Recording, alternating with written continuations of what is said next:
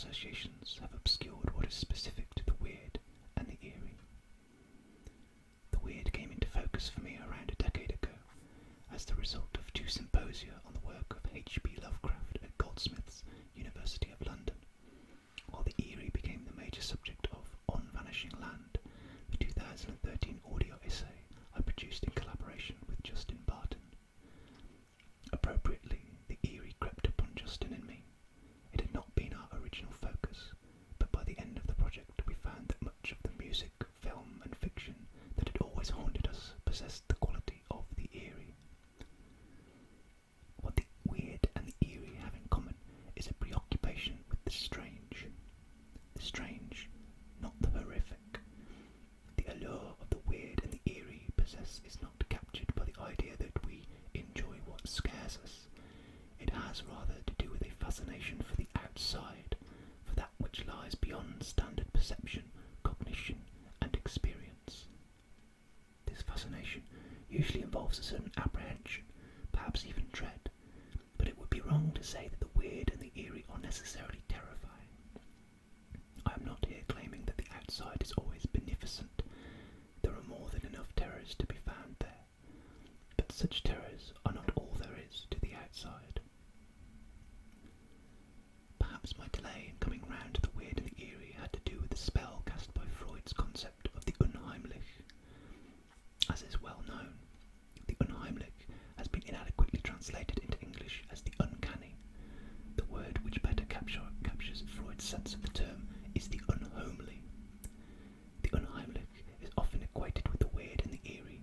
Freud's own essay treats the terms as interchangeable, but the influence of Freud's great essay has meant that the unheimlich has crowded out the other 2 modes. The essay on the unheimlich has been highly influential on the study of horror and science fiction, perhaps in the end more because of Freud's hesitations, conjectures and rejected theses than for the actual definition he provides. The examples of the unheimlich which Freud furnishes, doubles, mechanical entities that appear human, prostheses, call up a certain kind of disquiet. But Freud's ultimate settling of the enigma of the unheimlich, his claim that it can be reduced to castration anxiety, is as disappointing as any mediocre genre detective's rote solution to a mystery. What enduringly fascinates is the cluster of concepts that circulate in Freud's essay, and the way in which they often recursively instantiate the very processes to which they refer. Repetition and doubling, themselves an uncanny pair which double and repeat each other, seem to be at the heart of every uncanny phenomena which Freud identifies. There is certainly something that the weird, the eerie and the unheimlich share. They are all affects, but they are also modes of film and fiction, modes of perception, ultimately you might even say modes of being. Even so, they are not quite genres. Perhaps the most important difference between the unheimlich on the one hand and the weird and the eerie on the other is their treatment of the strange. Freud's unheimlich is about the strange within the familiar, the strangely familiar, the familiar as strange, about the way in which the domestic world does not coincide with itself. All of the ambivalences of Freud's psychoanalysis are caught up in this concept. Is it about making the familiar and the familial strange, or is it about returning the strange to the familiar, the familial? Here we can appreciate the double move inherent to Freudian psychoanalysis. First of all, there is estrangement of many of the common notions about the family, but this is accompanied by a compensatory move, whereby the outside becomes legible in terms of a modernist family drama. Psychoanalysis itself is an unheimlich genre. It is haunted by an outside which it circles around, but can never fully acknowledge or affirm. Many commentators have recognized that the essay on the unheimlich itself resembles a tale, with Freud in the role of a Jamesian unreliable narrator. If Freud is an unreliable narrator, why should we accept that his own tale should be classified in terms of the category that his essay proposes? What if, instead, the whole drama of the essay consisted in Freud's attempts continually to contain the phenomena he explores within the remit of the unheimlich? The folding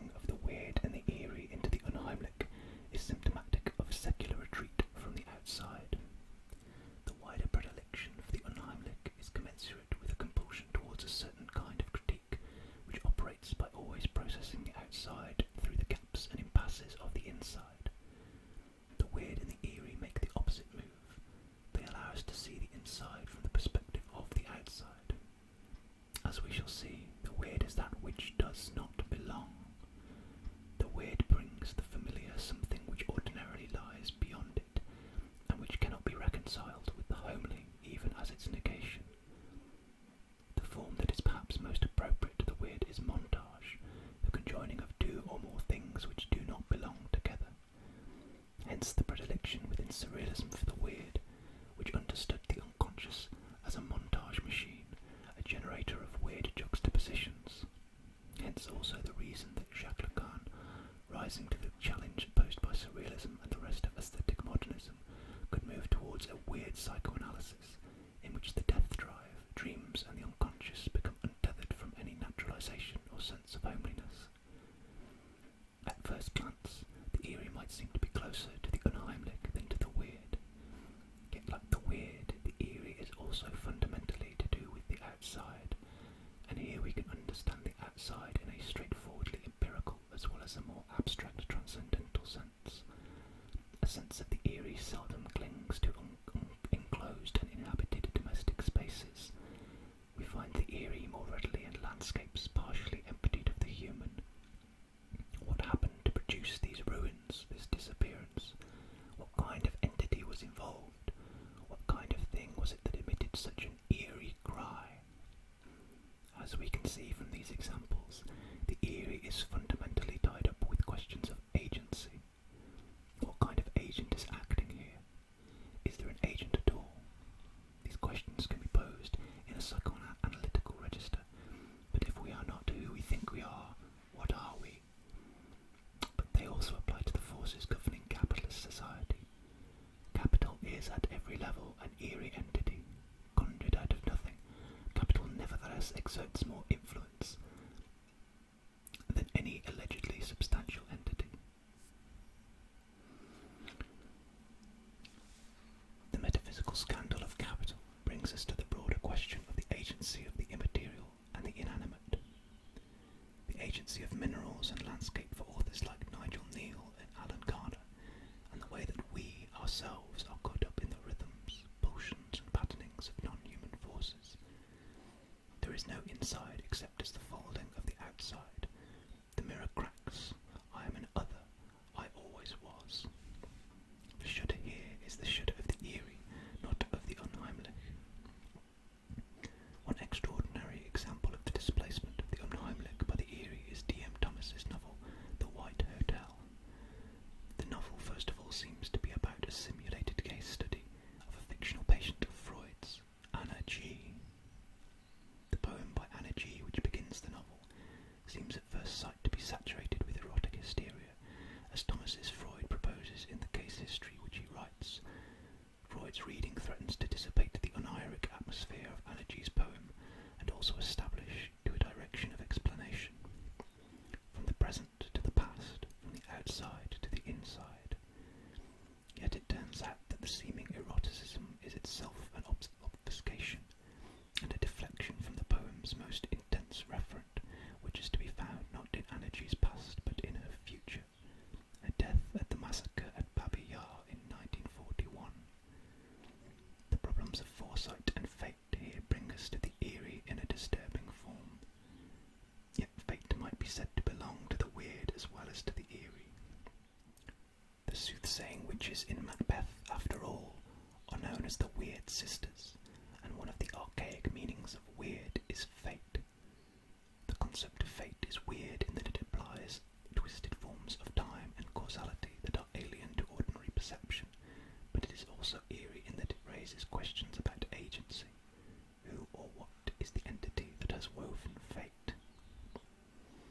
The eerie concerns the most fundamental metaphysical questions one could pose, questions to do with existence and non-existence.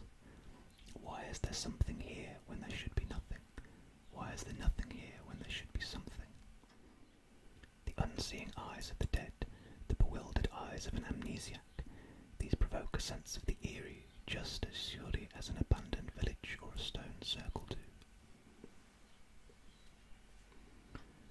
So far, we are still left with the impression that the weird and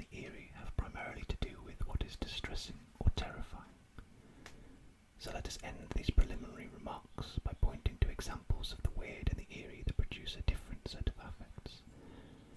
Modernist and experimental work often strikes us as weird when we first encounter it. The sense of wrongness associated with the weird, the conviction that this does not belong, is often a sign that we are in the presence of the new. The weird here is a signal that the concepts and frameworks which we have previously employed are now obsolete. If the encounter with the strange here is not straightforwardly pleasurable, the pleasurable would always refer to previous forms of satisfaction. It is not simply unpleasant either. There is an enjoyment in seeing the familiar and the conventional becoming outmoded, an enjoyment which, in its mixture of pleasure and pain, has something in common with what Lacan called jouissance. The eerie also entails a disengagement from our current attachments, but with the eerie, this disengagement does not usually have the quality of shock that is typically a feature of the weird. The serenity that is often associated with the eerie, think of the phrase eerie calm, has to do with detachment from the urgencies of the everyday. The perspective of the eerie can give us access to the forces which govern mundane reality, but which are ordinarily obscured, just as it can give us access to spaces beyond mundane reality altogether. It is this release from the mundane, this escape from the confines of what is ordinarily taken for reality, which goes some way